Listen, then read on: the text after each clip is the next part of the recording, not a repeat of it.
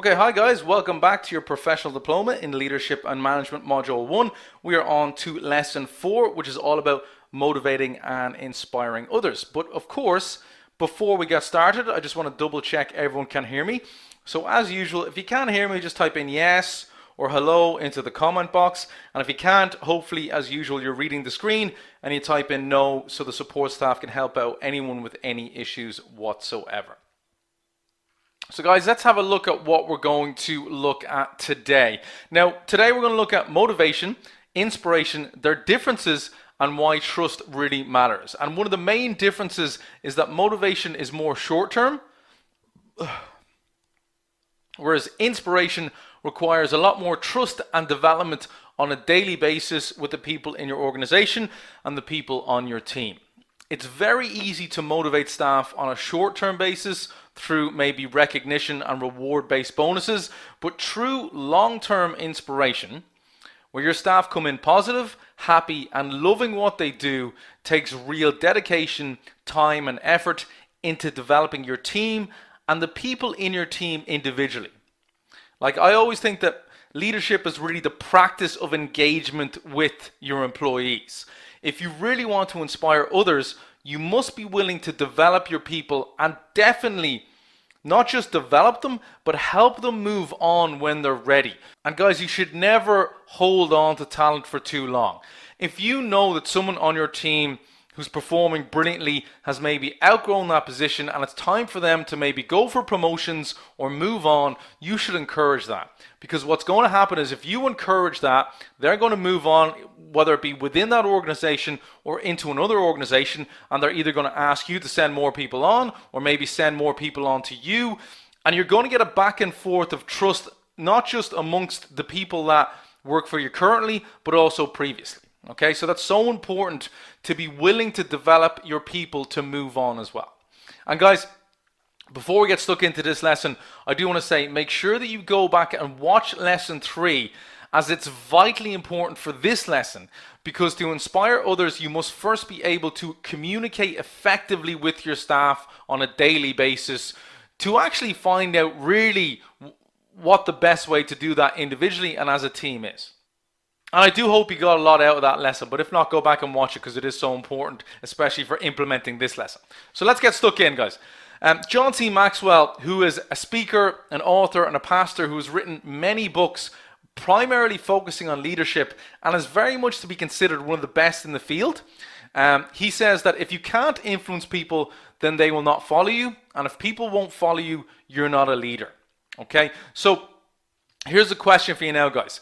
How many of you out there right now, if your manager came up to you and asked you, said, listen, John or Mary or Tom, we've got a project very important due on Monday, okay? I'm going to need you to maybe put in a few extra hours over the next few days and possibly come in Saturday and do a half day or a full day. Can you do that for me?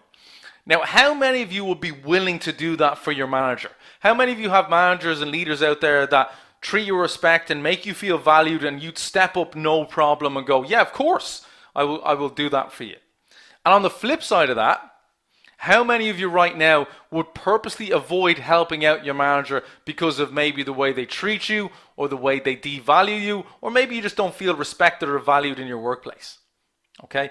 Because probably only about 30% of you would actually willingly do that, and the other 70% would be maybe on the side of not wanting to go in and help their manager because they haven't been treated with enough respect. So if we take those two questions, whoever answered, yeah, no problem, they do that straight away, they have good managers, they have good leaders. But those of you who are like, yeah, there's no way in hell, I'd make every excuse in the book not to go in and help them for extra hours, you clearly don't have a good leader, you clearly don't have a good manager. As we said in the last lesson, maybe it's time to either try and re-engage with management as a whole, as a team, to try and fix that, or start to think about moving on. Because the last thing you want is to be in a workplace every day where you feel like, you know, you're not respected, you're not valued, and you're going nowhere. So it's a good one to think about. What type of leaders, what type of managers do you have, no matter what position you're in? Okay, so let's look in more detail why leaders see inspiring others as so important when it comes to running their organizations. Well, if I was to say to you that a leader's job is to inspire people to work together in the service of something greater than themselves, what would you think? What would you think, guys? You see, to be called a leader, you must inspire your team through your actions and words to have everyone believe in that common vision, in that common direction that we're all working towards. Okay? Effective leaders inspire movements that exist only when people choose to move in that same direction. You can't scare people to move in that direction. You can't intimidate people. And you can't just throw rewards at them left, right, center, but not give them any respect. Okay? Without proper leadership, positive movements forward tend to be fragmented and they don't really go anywhere. Okay, so the leader's job really is to inspire people to work together in the service of something greater than themselves. And most people want to do that, want to work for a company that do have a true vision, a true goal. We talked about this in the last lesson. So what is that goal? It's generally working for your customer. It's generally building more value for your customer. And if you get the buy-in from your staff that that's why you're doing it on a daily basis, if you get your team, your employees, and all the people in your organization to understand that what they're doing is providing better and more value for their customer, then most likely you will end up recruiting people who want to help that type of customer. Okay? So very, very important. That's the main job of a leader, is to get everyone to be working together with the same goal, the same vision. Okay? Now, if we look at maybe how it's not done right, most managers don't seem to understand the need or the importance of developing others. So a lot of managers tend to be power hungry, position oriented type managers that will never get the best from their teams. The reason they'll never get the best from their teams is they don't have the respect of their teams, okay?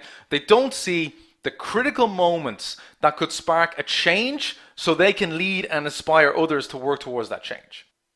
And they're not aware of what's going on around them, okay? They don't have empathy for their employees or the people they work for. They don't seem to understand they have a life. They're the type of manager that expects you to work 12 hours a day when you're only getting paid for 9 hours every single day. They don't say thank you. They don't say please. They don't ask for your feedback. These are the type of bosses, managers that we think about that clearly are only in it for themselves. Okay? And that's the question you have to ask yourself. All right? As a manager, as a leader, one, what type of leader, what type of manager you want? And two, if you're already in one of those positions, are you engaging with your staff? Are you building value and trust with your staff? Are you taking their feedback? Are you working as a team? Are you creating that same vision so we're all working together? Because you honestly have to ask yourself, are you acting like a boss or are you acting like a leader? Okay? And I think the big difference for me is true leadership is not about position, but it's about action and purpose. Okay? So a leader wants everyone to do well in the company. The leader wants all of your team to do well, to develop, to grow, to move on to better positions, whether it be inside or outside the organization. True leaders want all of the people that work for them to do well. And power-hungry bosses are really only concerned about themselves, how well they do, and they don't really care about the other people. And they always play the blame game, It's always the team's fault or the employee's fault because they didn't hit target, they didn't get that project on time, or they didn't meet their quarterly revenue that they needed to meet. But who's leading the team? It always comes down to who's leading the team. Because if you take the responsibility of leading the team and developing your team, I don't think there's an issue there. So I think what we get from that is the true mark of a leader is the ability to encourage your employees' commitment and engagement. And that is the foundation of continued and long-term success. Getting that buy-in of your employees where they want to come in every day and they want to build value for the customer. And they want to build value in what they do. And they want to be valued and thanked by you and recognized by you because they respect you and look up to you. So that's the leader's job, really. And the more committed that your people are, the more effective they are in influencing others around them. So people who are committed, the team members that you have that are committed, that you've already developed, are the ones that don't take discouragement easily or seriously. They just don't give up. And they also end up setting a good example for those who maybe don't have the confidence or experience to get through the hard times and hold out for the rewards of success. I mean, I remember previously I was getting frustrated with an organization I was with, but my manager, I really respected him. He really helped me develop over a 9 or 10 month period in the organization. And he kept telling me to hang on, that he was fighting for commission targets, that he was fighting for the way we were being treated as a team, because we were performing at top level, but we weren't being recognized or rewarded for the top level. And he said, look, hang on, I'm fighting in there, and if I don't think we're going to see a change of tide, I will tell you when I think you should start to look to move on. And lo and behold, 2 or 3 months down the line, all our targets were changed. We were thanked by the organization, and we were really heralded as improving the organization's revenue by about 15% that year. Just a small little 6-person team. So as a leader, you have a lot of influence to keep people long term if they respect you and look up to you, even if they get frustrated with maybe the organization. Because you really just want to work with people you like and you respect. And you will hang on in the tough times if you still have that camaraderie, if you still have that trust, that caring within your group that has been built through growth, development, trust, feedback, and all of the things we talked about in lesson 3. So guys, yeah, we're starting to see why leadership and the way we inspire others is so important, and the way we set examples is so important. Hopefully you do. So let's look at, in more detail, how do leaders actually inspire? Well, in 1987, the Santa Clara University professor Jim Cusa and Barry Posner wrote the Leadership Challenge. It was a text on how to make extraordinary things happen in organizations by helping leaders perform at their personal best. And they noted that inspiration and vision go hand in hand. So how do leaders really inspire, guys? Well, let's think about this for a second. Number 1, they know that doom and gloom accomplishes nothing. So they remain beacons of positivity in the face of challenges and failures. And this is a big one, especially when an organization is going through hard times and there's rumors going about the office. A good leader will keep that air of positivity in the group. And even when problems happen, they're going to show true inspiration. They're going to show a silver lining. And it's what I was saying in the last one. You know, they win in the macro, not in the micro. So that's one of my favorites from Gary Vee over the past few months. You know, we can't win on a daily basis. But if we continually learn and grow from what we're failing at, then we're going to win in the macro. We're going to win long term. Because it's always about either winning or learning. And that's another one, actually. Brilliant quote from one of my favorite coaches in the world of sports, John Kavanagh, who's Conor McGregor's coach, and was vital in the success of Conor McGregor in developing his mindset and his work ethic. John Kavanagh has a book, and it's called Win or Learn. We don't lose, we win or learn. So we either win or we learn, but we never lose. So say we have a failure or have an obstacle, we learn from that, and if we win a project, we win it. Simple as that. Okay? The second thing is that nothing drains commitment from a team more than their efforts feeling like they've gone unnoticed. Okay? So true leaders are grateful to their team. Okay? On a daily basis. So even small gestures of gratitude, like saying please and thank you on a daily basis, they matter. Like when all your team leave for the day, you should say, listen, thanks very much, see you tomorrow. And there should be no issue with you thanking every single member of your team as they leave that day. You should be, listen, thanks very much, thanks for your effort today, I'll see you tomorrow. And that small little act of gratitude goes a long way. And also be aware of birthdays, be aware of giving bonuses and accolades when they are earned. Inspiring leaders know what their preferred future looks like and can show others exactly how to get there. You have to know precisely what you are striving to achieve. Okay? So many managers don't really know what they're doing, don't really know what their vision is, don't really know what their long-term goal is. They're just going through the motions with their power trip and their authority, really not developing or helping anyone. So it's not just about knowing where you're going, but how to get there. Okay? And then how to communicate that across as a shared vision to your team. You know, you need to be thinking about how you can grab the imagination of your team. You know, how can you actually get them to care about what you're doing on a monthly basis, on a quarterly basis, on a yearly basis. And it has to kind of incorporate, you know, their hopes, their dreams, their aspirations of where maybe their career will lead along with the organization. Because if it doesn't do that, you're not going to get that buy-in. And you always have to get that buy-in, that belief from your employees, from your team. If you're not getting the buy-in, if you're not getting the belief, well, then you're just not going to have an effective team. Okay? Leaders, listen, guys, this is a big one. And this is the biggest mistake I think I see all the time. But inspirational leaders truly listen. They listen to what their team is saying. They have empathy, you know, and they really take the feedback on board. You have to practice a truly open door policy to receive your team's feedback and really encourage them to contribute to the common goal. And guys, 70% of managers are poor at doing this, are poor at effectively communicating and listening to their employees. How do we know that 70% of managers and leaders are poor at this? Because 70% of employees leave their positions because they feel like their manager never recognized their work and never cared about their development. And they never truly felt valued in that position.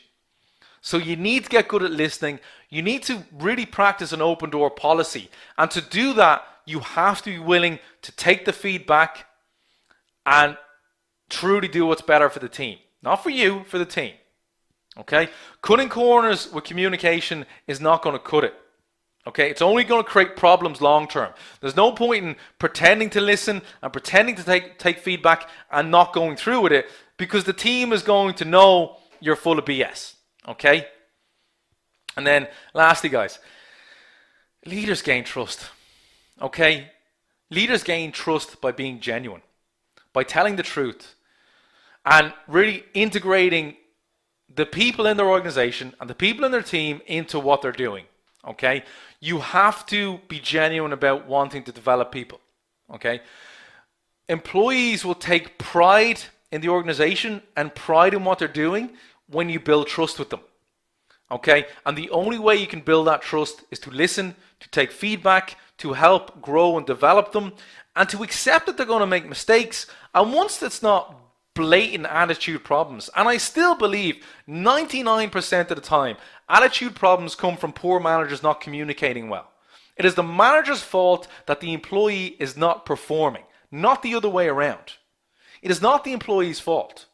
The employee has been given the training, the communication, the trust, the development to perform properly in their role, or maybe the resources. And it is the manager, the leader's responsibility to do all those things. 99% of the time, it comes down to the manager.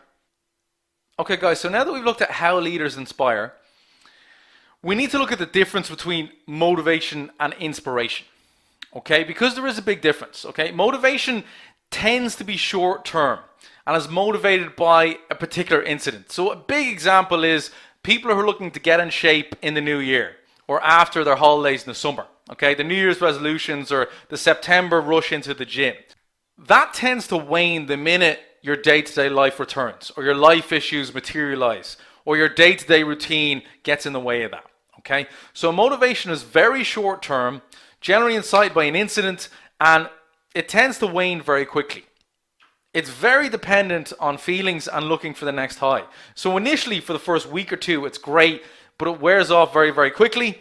And motivation will always be first asking how or what do I need to do, as opposed to why am I doing it. Okay? So like, I need to go to the gym, I need to eat healthier, I need to do this, I need to do that.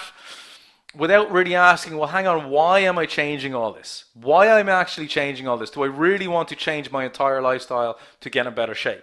So motivation tends to be very short term. Inspiration, however, evolves around a vision for what you really want long term. Okay? So we see this with New Year's resolutions in fitness. We see this when anyone really does any type of New Year resolution about learning more or reducing their stress or spending more time with the kids or spending more time outdoors. And then again, day-to-day life sets in, and with the motivation, they lose it.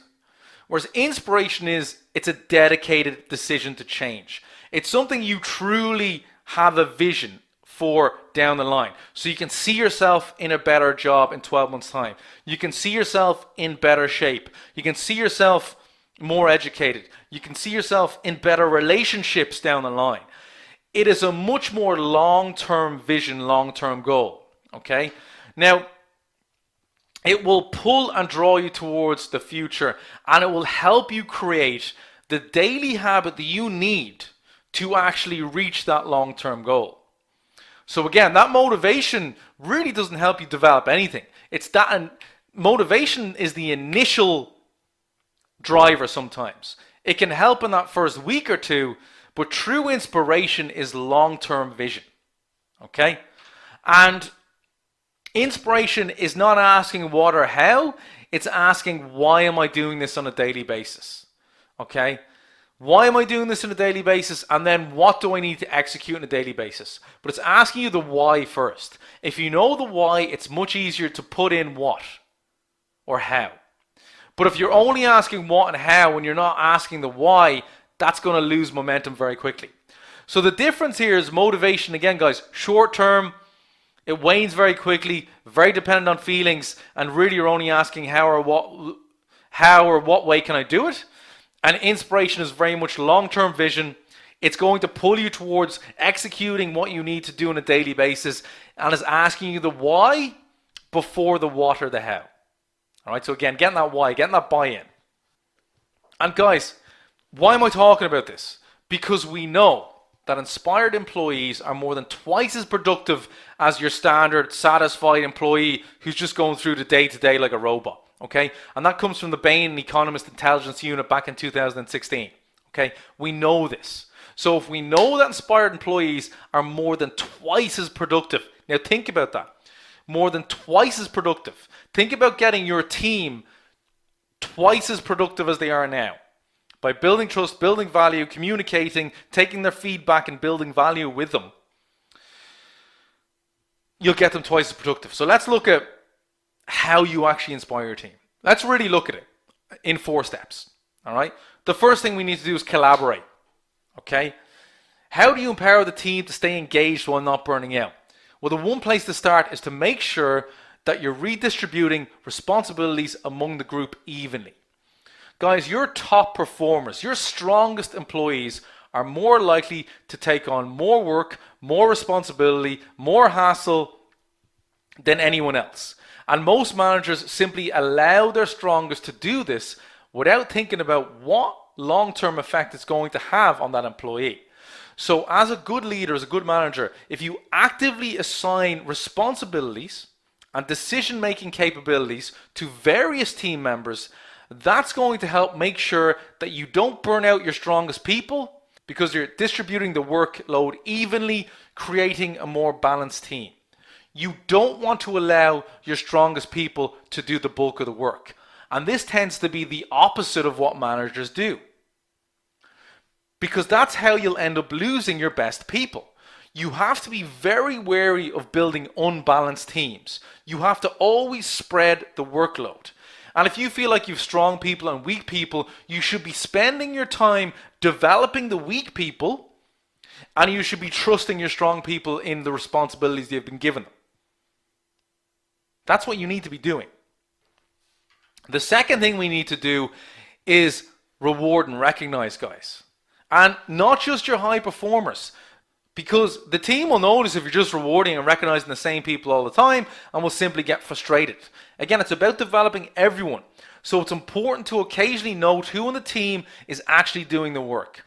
Your top performers may always be your top performers. So this is where we reward effort. We're not just rewarding result, we're rewarding effort. Because if you reward effort, you're rewarding growth and development, and you're going to improve all members of your team. Okay? This is integral in assisting your top performers because they will see the gap closing, they will perform better, your team will perform better, and you will have a team of high performers down the line. So guys, if you want to build that balanced team, you have to be developing the weak people, trusting your strong people, and rewarding and recognizing effort and not just results. Of course, yes, reward and recognize results, but also reward and recognize effort. Boost morale. Well, We do that by being kind, by being compassionate, by being empathetic, by treating others with respect. And really, like the way I see it is, I'm never anyone's boss. Anytime I've had a management role or a leadership role, the first thing I tell my team is, look, I'm not your boss. All right? I'm here to help all of us work better towards whatever goal we're working towards, so we can all do better long term. So I can do better long term, so you can do better long term. It's not in my interest for you not to do well. The better you do, the better I look. The better we all do. So you have to boost morale by truly putting across that you want every single person on that team to do well. And you are there to help them through any resource, any training, any way you can help them that goes along with the culture of the organization. All right, guys? And that's how we do it. Okay? All right? And then lastly, guys, you have to truly connect with people. People want to feel like they're part of something bigger. But to feel like they're part of something bigger, they need strong leaders to connect with them. They need to be shown that purpose and that direction and that goal. And one of the best ways for workers to experience this feeling is to understand and feel personally connected to the organization's mission, vision, values, and purpose, and to truly look up to their managers and leaders as a very positive role model, as someone they'd like to maybe be in 6 months' time or 12 months or 2 years when they're in that position, and also they want to be able to treat people the way they were treated. So guys, how do we take that a step further? How do we inspire your team for greatness? Okay, there's 4 things we can do. Find out what do they need. Okay, again, care about your team. Listen and identify ways to make it happen. Be decisive, and the team will learn to also articulate their needs and help with the decision making. Okay, the only way you're going to know what your team needs from you is if you actually listen to them and take their feedback. All right. The second thing is take a step back and let them discover their potential. Do not micromanage people. Don't stand over their shoulders. Show them that you trust them and that you're there for them when they need you. But actually allow them to make mistakes. Allow them to develop and allow them to either win or learn. Win or learn, guys. You have to create an environment where people are allowed to make mistakes, because that's the only way they're going to learn. Okay? Guys, be personal, be open, be respectful. Make a connection. Because there's no better time to start a business or be in business. But the days of the boss, the days of the authoritarian leader are over. Be personal, show respect. If you want talent, you'd want to show respect. All right? And you want to show mutual respect. To get respect, you got to give respect. That's what I always say. And then lastly, guys, focus on the why. What's your purpose? You have to inspire the teams. Remind your team that you're all there to work together and make a difference. Build value, build value, build value for your customer. So guys, leading on from how do we actually inspire our team, how do we actually build trust? Well, Blaine Lee, who's the author of the Power Principle, Influence with Honor, says that when people honor each other, there is trust established that leads to synergy, interdependence, and deep respect. And both parties make decisions and choices based on what is right, what is best, and what is valued most highly. She goes on to say that the upside of living the values and diminishing the paper cuts is that it allows the employees to have a direct line of sight to their leaders' authenticity and commitment. So again, guys, it's about being genuine. It's about being transparent. It's about having a true open door policy. And it's about building real relationships and trust with your employees. Okay? So let's talk about what builds trust. And even more, what destroys trust. Leaders give real attention to what is important by providing their own time to kick off team meetings and find out what the team needs to make whatever project or target or quarterly numbers you need to happen. Now, what will cut morale is if the leader clearly shows that their actions have no intention of providing any time, any commitment, any resources, or any development of that team or that project. So again, if you're giving no mutual respect, no attention, no development, and no, and you're showing that you don't really have any value in people, why are they going to be inspired? So leaders must develop a relationship in which employees are inspired to follow them. Guys, we have to have people want to follow us. We can't force them to follow us. They have to believe in the vision, believe in building value, and then want to follow us because they look up to us as leaders. A successful leader relationship will inspire people to become more than they might ever have become without that relationship. And this will only happen is if, as leaders, we invest time into relationships, into mentoring, into guiding teams through the challenges, and point out where the learning opportunities and the development opportunities are. So if we look at, we talked about in the last lesson, it's about developing a culture, creating a culture that is going to be successful. And how do we do that? Well, culture is ultimately created by about 4 things. 1, the actions and behaviors of the leaders. Are they positive or are they negative? The second thing is, what do leaders pay attention to? Is it the people? Is it the success of the people in the organization? Or is it purely the profit? The third thing is, what's getting rewarded and what's getting punished? And how is it getting rewarded and how is it getting punished? Is there any empathy? Is there any understanding? Is there any real caring of development? Or are you just being barked at to succeed an unrealistic number, and when you don't, you just get shouted at? And 4, guys, I think what truly shows trust with leaders is how much time they allocate and how many resources they allocate to the people in their organization. Because I think if you're going to be a leader, you have to accept that all people have differing learning curves. Okay, every single employee is different. You could hire 10 people for the same position, and the 10 of them are going to learn at a different pace. Some of them will be audible learners, some of them will be visual learners, some of them will pick up things very quickly, some of them will pick it up slowly but be more detailed. But a great leader will be able to take all of those people and equally develop those people to be as successful as each other. So, trust is really about relationships. If we go back to, say, Simon Sinek, where he points out that great leaders create an environment that feels safe and secure. Okay? So, building relationships, they take time. You need to invest time in people. You need to provide opportunities for the team, and you need to get to know the team. So there's a few ways we can do this. 1, be authentic. Okay? Make sure you have the back of your team. Okay? So be who you are and accept others how they are, and let people know that you have their back as a way of showing them loyalty. Okay? And always stand up for them, especially if they're not in the wrong, especially if they're doing a good job, especially if someone else is trying to throw them under the bus. Be authentic, be genuine, and have their back. Alright? Mutual respect, guys. Nothing gets respect like giving respect. So building mutual respect is essential for growing relationships in general. So leaders need to provide opportunities for teams to get to know each other.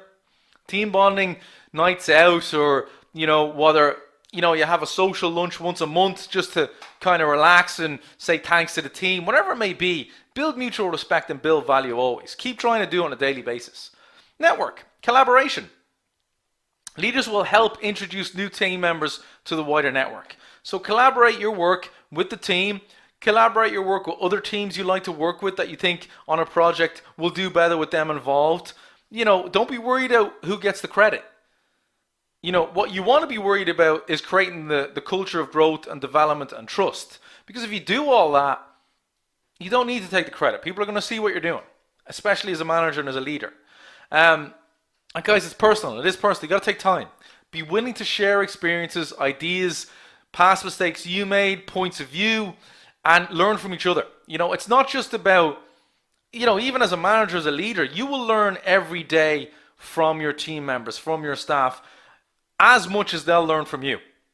Because every single person you manage or you lead is different to the last person you did. They'll have a different learning curve, they'll have a different experience, they'll have a different point of view, And if you're able to take every single person into your team and develop them to a point where they're better now than they were before they came into your team, then you're going to be known as a great leader.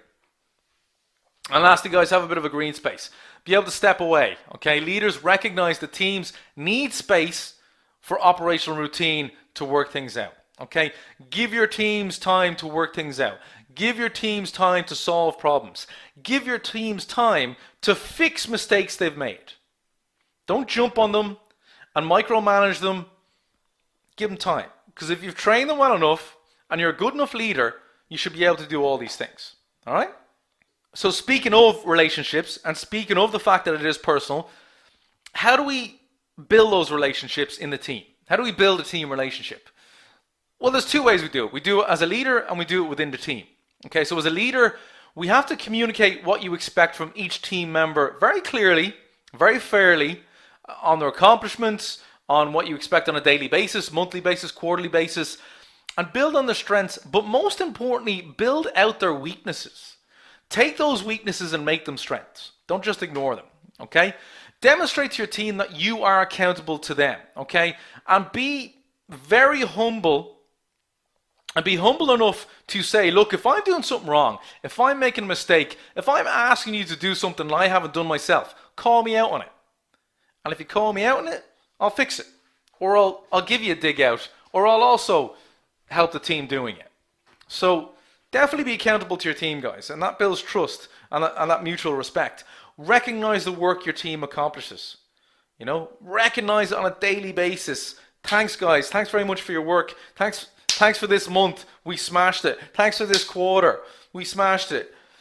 And, you know, maybe you're not hitting every single target, guys. I know we're making a huge effort and you are really working incredibly hard, but we don't seem to be hitting what we need to hit. Can you give me some feedback? Can you give me some solutions about how we can do that and get the team involved? So recognize their work and then get them involved in the feedback. Always be positive. Always be positive. There's no need to be negative. Give the team some insight into what makes you tick. Some personal insights, you know. Talk to them. Tell them about when you were in their position, what you did. Tell them what you expect from them because you did it, you know. And if maybe things have gotten a little easier because it was a lot harder when you were in that position, don't play it off like they have it easy, but really make sure that they understand your point of view and understand the changes you made to have their position a lot nicer. And to have a lot more resources, and to have a lot more training, and how much easier it is now. So take advantage of all that and don't take it for granted. Because, you know, you in that position 4 years ago or 3 years ago wished you had all those resources. All right? And when it comes to the team, to develop as a team, we have to encourage team members to recognize each other's strengths and help with each other's weaknesses. And that's a big one, guys, because your strong employees, your strong team members are going to train your weaker members better than you ever can, because they're around each other on a day-to-day basis, all day, every day, working together as a team. You may be around them 2, 3, 4 hours a day, but then you might be at meetings, you might be with senior management, you might be working on another project, you might be putting together your KPI reports. So these guys and girls are working together as a team on a daily basis. Your strong employees have to feel like they should be helping the weak employees. So it can't be too competitive. It has to be camaraderie. It has to be a family, you know. Ensure team members share concerns with you when they come up and take steps to resolve the issues as quick as possible.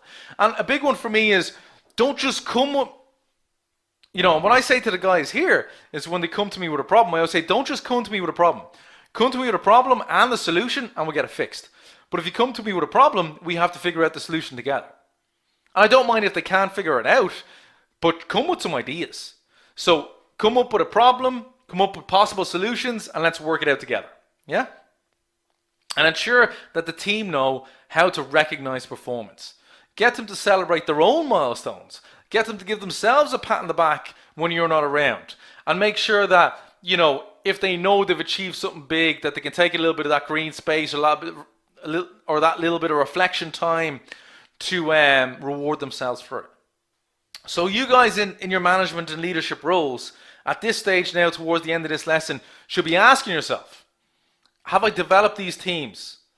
Have I put in the time, the effort, the resources, the training, the personality of caring about them succeeding to develop a successful team. And if you haven't, you need to look at a few areas to see where you need to improve. And I think there's 4 main areas we can look at to find out if we've built trust in the team. Okay?